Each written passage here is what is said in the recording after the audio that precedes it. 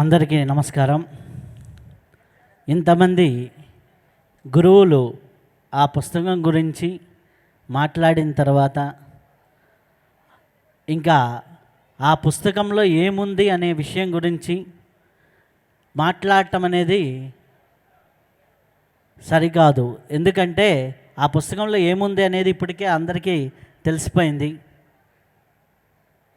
ఈ పుస్తకంలో ఏముంది అనే విషయాల గురించి నేను కూడా చాలాసార్లు మాట్లాడాను, రిలీజ్ అప్పుడు కానీ. కాకపోతే ఈ పుస్తకం ఎలా మొదలైంది అనే విషయం నేను ఈరోజు చెప్తాను. ఇది 2018లో ధ్యాన జగత్ అనే మ్యాగజైన్కి ఒక ఆర్టికల్ కోసం శ్వాస గురించి రాసినప్పుడు ఇది బాగుంది, ఇంకా కంటిన్యూ చేస్తే బాగుంటుందని పత్రిజీ గారు చెప్పినప్పుడు, అప్పుడు శ్వాసకు సంబంధించిన అనేక విషయాలని పరిశోధిస్తున్నప్పుడు మాస్టర్ మారెళ్ళ రామకృష్ణ గారు రాసినటువంటి శ్వాస మహావిజ్ఞానం 7 పుస్తకాలు, వారి పుస్తకాల్లో నుంచి విషయాలు సేకరించి మొత్తం 120 పేజీలు ఇది తయారు చేయడం జరిగింది 2019లో. అప్పుడు ఈ యొక్క చిన్న పుస్తకం అవుతుంది, బాగుంటుంది అనేసి కవర్ పేజీ 2020 ఫిబ్రవరిలో రిలీజ్ చేయడం జరిగింది. ఆ తర్వాత ఆ పుస్తకాన్ని గురించి మాట్లాడుతున్నప్పుడు దీనికి ఇంకా ఎవిడెన్సెస్ బాగుంటే బాగుంటుంది, గురువుల విషయాలు, గురువులకు సంబంధించినటువంటి కొటేషన్స్ కానీ, గురువులకు సంబంధించినటువంటి వివరాలు కానీ దీంట్లో జోడిస్తే బాగుంటుందని సార్ చెప్పినప్పుడు, ఆ తర్వాత ఏ ఉపనిషత్తుల్లో చెప్పాయో సేకరిస్తే బాగుంటుందన్నప్పుడు అప్పుడు సేకరించడం మొదలైంది. ఆ తర్వాత 2022, 23 అయిపోయింది. దానికి సంబంధించినటువంటి నాలెడ్జ్ని సేకరిస్తూనే ఉన్నాను. అలా సేకరిస్తూ ఉండటమనేది జరుగుతూనే ఉంది. అయితే 2024 దాకా దాని మీద అంత ఫోకస్ అవ్వలేదు. 5.5 సంవత్సరాలు అయిపోయింది. ఆ తర్వాత ఉన్నట్టుండి మా అమ్మగారు 7 గంటలకి మాట్లాడారు, 11 గంటలకి అమ్మ లేదు అని తెలిసిందనమాట. ఉన్నట్టుండి సడన్గా వెళ్ళిపోయారు. అప్పుడు అమ్మ కోసం ఏదన్నా చేయాలి అన్నప్పుడు పూర్వంలో అనేవాళ్ళు ఏంటంటే కన్యాదానం చేస్తే తల్లిదండ్రులకు మంచిది 1 ఇయర్ లోపల అని. అప్పుడు నాకు గుర్తొచ్చింది కావ్య కన్యకన్ అనేసి. సో అలా ఒక ఆగిపోయినటువంటి పుస్తకాన్ని అమ్మ కోసం రాస్తే బాగుంటుంది అనే తలంపుతో, ఒక ఇదిగా, ఒక ఎమోషన్తో అది ప్రారంభించి చేయడం జరిగింది. అలా ప్రారంభించిన ఆ పుస్తకం ఒక 6 నెలల వ్యవధిలో పూర్తి చేయడం, మొత్తం మీద 7 సంవత్సరాలు కష్టపడి ఆ పుస్తకం పూర్తి చేయడం జరిగింది.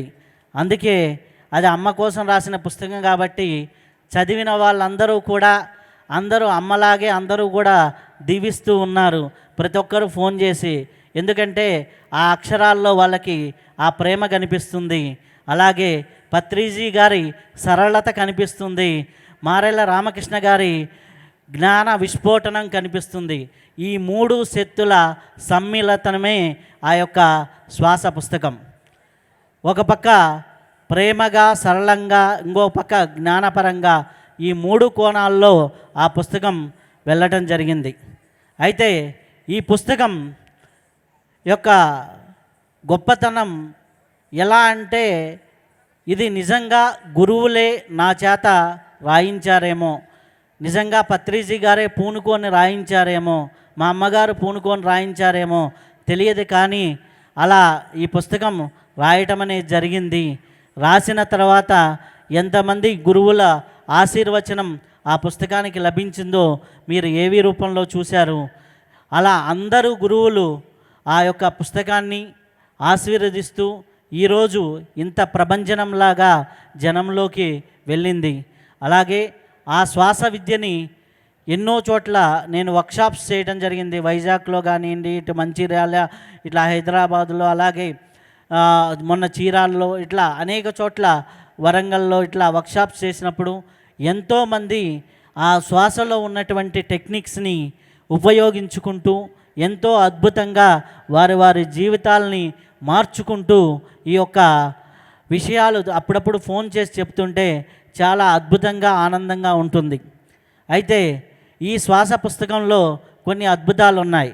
ఏంటంటే ధ్యానం చేస్తే అందరికీ వైరాగ్యం వస్తుంది, ఆత్మజ్ఞానం వైపు వెళ్తూ ఉంటాం. మనకు ఉన్నటువంటి 100 ఆలోచనల్లో 80 ఆలోచనలు అన్నెసెసరీ. ఆ ధ్యానంలో కూర్చోగానే మనకి ఫిల్టర్ అయ్యేసి ఆ 80 ఆలోచనలు క్లియర్ అయిపోయి ఆటోమేటిక్ 20 ఆలోచనలు మిగులుతాయి. అవేంటంటే మన కర్మలకు సంబంధించినవి, మన బాధ్యతలకు సంబంధించినవి, మన జీవిత లక్ష్యానికి సంబంధించినవి. ఇవి ఎలా నెరవేర్చుకోవాలి అన్నప్పుడు మన జీవితంలో ఎప్పుడు ఏ శ్వాసను ఉపయోగించుకుంటే ఎన్ని అద్భుతాలు జరుగుతాయి అనే విషయాలు ఆ శ్వాస గ్రంథంలో చెప్పడం జరిగింది. ఒక పిల్లవాడు ఎగ్జామ్కి వెళ్ళినప్పుడు ఆ ఎగ్జామ్లో బాగా రాయాలంటే రైట్ నాస్ట్రల్ బ్రీతింగ్ చేయగలిగితే ఎంతో అద్భుతంగా ఉంటుంది. అలాగే ఒక భార్య భర్తతో మాట్లాడేటప్పుడు సౌమ్యంగా ఉండాలంటే లెఫ్ట్ నాస్ట్రల్ ఎడమ ముక్కులో శ్వాస మాట్లాడితే బాగుంటుంది. ఒక భర్త దగ్గర నుంచి షాపింగ్ డబ్బులు తీసుకోవాలంటే లెఫ్ట్ నాస్ట్రల్తో శ్వాస చేసిపోయి అడిగితే ఈజీగా డబ్బులు ఇస్తారు. అలాగే ఎన్నో రకాల పిల్లల మాట వినాలంటే ఎన్నో రకాలైనటువంటి టెక్నిక్స్ దాంట్లో ఇవ్వడం జరిగింది. అలా ఆ టెక్నిక్స్ వాడుకుంటూ ఇటు వైభోగవంతమైనటువంటి జీవితాన్ని ఉపయోగించుకుంటూ అటు వైరాగ్యాన్ని వైభోగాన్ని రెండిటిని సమభావాల్లో జీవింపచేసేలాగా చేయగలిగినటువంటి పుస్తకమే శ్వాస పుస్తకం. ఇటు జీవితాన్ని, అటు జీవన గమనాన్ని, అటు ఆధ్యాత్మిక ప్రయాణాన్ని 3 ఆ పుస్తకంలో ఉంటాయి. అయితే నాకు ఒక హిమాలయ గురుగారితో మాట్లాడుతున్నప్పుడు శ్వాస గురించి ఒక అద్భుతమైన విషయం చెప్పారు. మరణానికి మోక్షానికి తేడా ఏంటి అన్నప్పుడు, మరణానికి మోక్షానికి తేడా ఏంటి అంటే మనం పుట్టుకతో మనం శ్వాస కౌంటుతో పుడతాం. ఆ శ్వాస కౌంట్లు పూర్తయ్యే లోపల మన కోరికలు మన కర్మలు ఈ 2 తీరాయనుకోండి, తీరి ఇంకా శ్వాస మిగిలి ఉంటే అది మోక్షం. తీరకుండా శ్వాసలు అయిపోయి మన కోరికలు మన యొక్క కర్మలు అలా ఉంటేనే అది మరణం. అర్థమైందా? శ్వాసలు మిగిలిపోతే అది మోక్షం. అంటే మన కర్మలన్నీ తీర్చేసుకొని ఇంకా కొంతకాలం జీవించి ఉండే స్థితి వస్తే అదే జీవన్ముక్త స్థితి.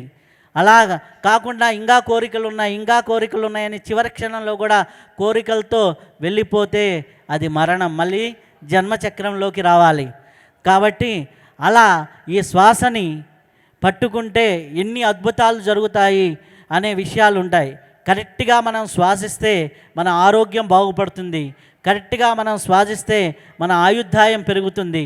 కరెక్ట్గా మనం శ్వాసిస్తే ఐశ్వర్యం పెరుగుతుంది. కరెక్ట్గా మనం శ్వాసిస్తే సంబంధ బాంధవ్యాలు పెరుగుతాయి. కరెక్ట్గా శ్వాసిస్తే పిల్లలకి విద్యాబుద్ధులు పెరుగుతాయి. కరెక్ట్గా శ్వాసిస్తే మనం ఉండే ఇల్లు అద్భుతంగా మారుతుంది. దీంట్లో చెప్పిన ఒక టెక్నిక్ని మొన్న ఒక అబ్బాయి అప్లై చేశాడు. ఏ విధంగా అప్లై చేశాడు అంటే శ్వాసని ఇప్పుడంటే నాకు ఇచ్చింది 20 నిమిషాలే కాబట్టి ఆ టెక్నిక్ ఏంటని చెప్పను, ఎందుకంటే మన నిర్వై టీవీలో ఆ టెక్నిక్స్ గురించి ఉంది కాబట్టి మీరు ఫాలో అవ్వచ్చు. అయితే ఆ టెక్నిక్ వాడుకుంటూ అలా ప్రాక్టీస్ చేసి 1 గంట 2 గంటలు ప్రాక్టీస్ చేస్తూ ఉంటే మన సడన్గా గోదావరి జిల్లాలో తుఫాన్ వచ్చింది. తుఫాన్ వచ్చినప్పుడు మా ఊరి మీదకి తుఫాన్ రాకూడదు అని బ్రెత్ కొంతమందితో కలిసి గ్రూప్గా చేస్తే ఆ ఊరికి 1.5 కిలోమీటర్ ఇటు 1.5 కిలోమీటర్ ఇటు టచ్ చేయకుండా పైనుంచి వెళ్ళిపోయింది తుఫాన్. అంత పవర్ ఉంటుంది బ్రెత్కి. అలాగే మొన్న ఒక ఆవిడ మా ఆఫీస్కి స్వీట్ బాక్స్ పంపించింది. 82 ఇయర్స్ ఆవిడ పంపిస్తే వీడియో కాల్ చేసి నేను రాలేకపోతున్నాను, నీకు ఈ స్వీట్ బాక్స్ పంపిస్తున్నానని పంపించింది.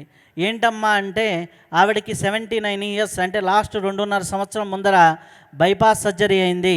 ఆ బైపాస్ సర్జరీ అయిన తర్వాత బాడీ అంతా షివరింగ్, అంటే ఆమె వాష్రూమ్కి వెళ్ళాలన్నా ఎవరో ఒకరు పట్టుకోవాలి, అలాగే శారీ కట్టుకోవాలన్నా ఎవరో ఒకరు సపోర్ట్ కావాలి.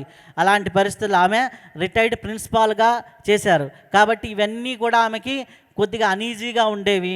అలాగే ఇంట్లో పిల్లలు మనవరాళ్ళు నవ్వుతున్నా కానీ ఈమె లేచిపోయి చూసి వాళ్ళతో కలిసి టైం స్పెండ్ చేసే ఇది లేదు. ఈమెకు ఒక రూమ్ ఇచ్చారు, హ్యాపీగా అన్నీ ఉన్నాయి. కానీ అట్లాంటి పరిస్థితులు ఆవిడ ఉన్నప్పుడు ఈ మొబైల్లో ఈ టెక్నిక్ని ఫాలో అవుతూ ఒక్కొక్కరికి ఒక్కొక్క హెల్త్కి ఏంటి అని చెప్పినప్పుడు ఆ టెక్నిక్ని ఫాలో అయ్యి ఆవిడ రెగ్యులర్గా ప్రాక్టీస్ చేస్తూ చేస్తూ చేస్తూ ఒక 1 వీక్ తర్వాత ఆటోమేటిక్గా ఉదయాన్నే లేచేసి ఆవిడంతటా ఆవిడే వాష్రూమ్కి వెళ్ళి ఆవిడంతటా ఆవిడే స్నానం చేసి అప్పుడు బయటకు వచ్చినప్పుడు మన వాళ్ళు అడిగా, నువ్వు ఎట్లా వచ్చేసావు మేము హెల్ప్ చేయకుండా అనేసి అప్పుడు రికగ్నైజ్ చేశారనమాట.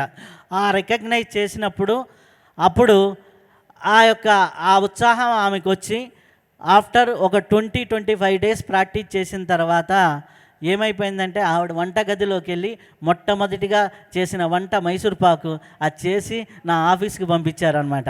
82 ఏళ్ళ ఆవిడ. అలాగే ఎంతోమందికి ఈ శ్వాసని కరెక్ట్గా మన ప్రాణశక్తిని మనము కరెక్ట్గా ఉపయోగించగలిగితే ఎన్నో అద్భుతాలు జరుగుతాయి. ఆ ప్రాణశక్తిని లోయర్ చక్రాస్లో ఉంటే భౌతిక జీవితం బాగుంటుంది, హయ్యర్ చక్రాస్లో ఉంటే ఆధ్యాత్మిక జీవితం బాగుంటుంది. ఇది సమన్వయంగా ఉంటే వైరాగ్యము వైభోగము రెండు అద్భుతంగా ఉంటాయి. పత్రిజీ గారు నన్ను అడిగినప్పుడు ఆ పుస్తకం రాస్తున్నప్పుడు ఒకటే చెప్పారు, భగవద్గీత లాంటి పుస్తకం శ్వాసకు కావాలి అనేసి. అలాంటి పుస్తకం రాయటం జరిగింది. ఆ పుస్తకం పత్రిజీ గారు నడిపించారేమో అంతే జనంలోకి ఒక్కొక్కరు ఒకటి కాదు 2 కాదు. మొన్న ఇందనికి ఒకసారి అడుగుతున్నారు, నాకు 10 పుస్తకాలు ఇవ్వండి సార్, మా ఫ్రెండ్స్కి అందరికి ఇస్తాను అన్నారు. ఎందుకు సార్ అంటే ఆటోమేటిక్గా నేను 10 ఏళ్ల నుంచి ధ్యానం వాళ్ళకి చెబుతున్నాను, వాళ్ళకి అర్థం కావటం లేదు. మీ పుస్తకం గురించి ఎక్కడో విన్నారంట, నన్ను చంపేస్తున్నారు, అవి కాపీలు దొరకటం లేదు సార్ అంటే. ఎట్లా అంటే ఇప్పటికి 3 నెలల వ్యవధిలో అలా తెలియకుండానే అందరికీ ఆ పుస్తకం రీచ్ అవ్వటం అనేది జరుగుతూ ఉంది. అంత అద్భుతంగా అందరూ ఆ పుస్తకంని ప్రేమిస్తున్నారు, అందరూ ఒకరికి 10 మందికి చెప్తున్నారు. కాబట్టి దానికి ఎంతో కృతజ్ఞతలు అందరికీ. ఈ పుస్తకం కోసం అందరూ వర్క్ చేస్తున్న ప్రతి ఒక్క మాస్టర్కి అందరికీ కృతజ్ఞతలు. ఇది దీంట్లో శ్వాస గురించి, శ్వాస మీద ధ్యాస గురించి, శ్వాస మీద ధ్యాస పెడితే ఎన్ని అద్భుతాలు జరుగుతాయి అనే విషయం గురించి, ఎప్పుడు ఏ శ్వాసను వాడుకుంటే ఎలా మన జీవితం బాగుంటుందనే విషయాల గురించి అద్భుతంగా అక్కడ రాయటం అనేది జరిగింది. కాబట్టి ఇది పత్రిజీ గారు కోరుకున్నది. అలాగే సొన్నమాల పత్రి మేడం గారి చేతుల మీదుగా ఇది పత్రిజీ గారి యొక్క స్మరణోత్సవాల్లో ఆవిష్కరించబడినటువంటి అద్భుతమైనటువంటి పుస్తకం ఇది. కాబట్టి ఇది అందరూ చదివి ఇంకా జీవితంలో అద్భుతమైన మార్పులు తెచ్చుకొని శ్వాస ద్వారా ఎన్ని ప్రయోజనాలు పొందొచ్చో మన జీవితాలని పచ్చదనంగా చేసుకుంటూ ఉంటే, అద్భుతంగా మార్చుకుంటూ ఉంటే ఆటోమేటిక్గా జీవితాలు ఎంతో అద్భుతంగా మారినప్పుడు మిమ్మల్ని వచ్చి 10 మంది అడుగుతారు. మీరు ధ్యానం చేస్తూ డల్గా అయ్యి, ఫైనాన్షియల్గా డల్గా అయ్యి, ఏం ఉద్యోగాలు చేస్తాంలే అని డల్గా ఉంటే మీ దగ్గరకు వచ్చి వారు ధ్యానంలోకి వచ్చి ఒరే బాబు వాడి ఉద్యోగం వాడే చేయటం లేదు, వాళ్ళ ఇంట్లో వాళ్ళని వాడే పట్టించుకోవటం లేదు అనే స్థితి కాకుండా మీరు ఇంట్లో వాళ్ళని పట్టించుకుంటూ మీరు ఎక్స్ట్రా క్వాలిటీ టైంని ఈ ధ్యాన ప్రచారానికి వాడుతూ మీరు ఎంతో యాక్టివ్గా ఉంటే సార్ మీరు ఏం చేస్తున్నారని 10 మందిని అడుగుతూ ఉంటారు. కాబట్టి అలా 10 మంది మిమ్మల్ని వచ్చి అడగాలి అంటే మీరు ఎంతో ఫిజికల్గా మెంటల్గా అన్ని రకాలుగా బాగుండాలి. ఫిజికల్గా బాగుంటే ఆటోమేటిక్గా మీ దగ్గరికి మీరు ఏం ఎక్సర్సైజ్ చేస్తున్నారు, ఏం ఫుడ్ తీసుకుంటున్నారని అడుగుతారు. మెంటల్గా బాగుంటే మీరు ఏం సార్ చాలా జాయ్ఫుల్గా ఉన్నారంటారు. ఇంటలెక్చువల్గా బాగుంటే ఆటోమేటిక్గా మీ యొక్క బుద్ధి బాగుంది, మీ యొక్క వికాసం బాగుంది, వివేకం బాగుంది అంటారు. స్పిరిచువల్గా బాగుంటే మీ ఆధ్యాత్మిక గ్రోత్ బాగుందంటారు. మీరు ఎక్కడన్నా సర్వీస్ బాగా చేస్తుంటే సర్వీస్ ఓరియంటెడ్గా బాగా ఉన్నారంటారు. దేశభక్తి గురించి, గోసేవ గురించి, సనాతన ధర్మం గురించి మాట్లాడుతుంటే మీరు ఆధ్యాత్మికతలో దేశభక్తి పరంగా బాగా ముందుకెళ్తున్నారంటారు. మీరు ఒక జ్ఞానపరంగా మాట్లాడుతుంటే మీ యొక్క విజడం బాగుంది, జ్ఞానం బాగుంది అంటారు. ఒక్క శ్వాసన పట్టుకుంటే ఈ 7 రకాల అభివృద్ధి జరుగుతుంది. ఫిజికల్గా ఆరోగ్యం వస్తుంది, మెంటల్గా మీ యొక్క వికాసం జరుగుతుంది, బుద్ధిపరంగా మీ వివేకం జరుగుతుంది, ఆధ్యాత్మిక పరంగా మీ గ్రోత్ అనేది ఉంటుంది. అలాగే మన దేశం పట్ల ఒక భక్తి భావం కలుగుతుంది, సేవ చేయాలనే భావం కలుగుతుంది. ఆటోమేటిక్గా మీరు ఆత్మస్థితిలో ఎదుగుతున్న కొద్దీ మీ యొక్క విజడం, మీ యొక్క జ్ఞానం అనేది పెరుగుతూ ఉంటుంది. కాబట్టి రెగ్యులర్గా శ్వాసని గమనిస్తూ, శ్వాసతో జీవిస్తూ, మన ప్రాణశక్తిని నిత్యం అభివృద్ధి చేసుకుంటూ మనము ఇంకా ముందుకు వెళ్ళాలని ఆ కోరికతోనే ఆ పుస్తకం వచ్చింది. కాబట్టి ఆ పుస్తకాన్ని అందరూ సద్వినియోగపరచుకోవాలని కోరుకుంటూ థ్యాంక్ యూ వెరీ మచ్.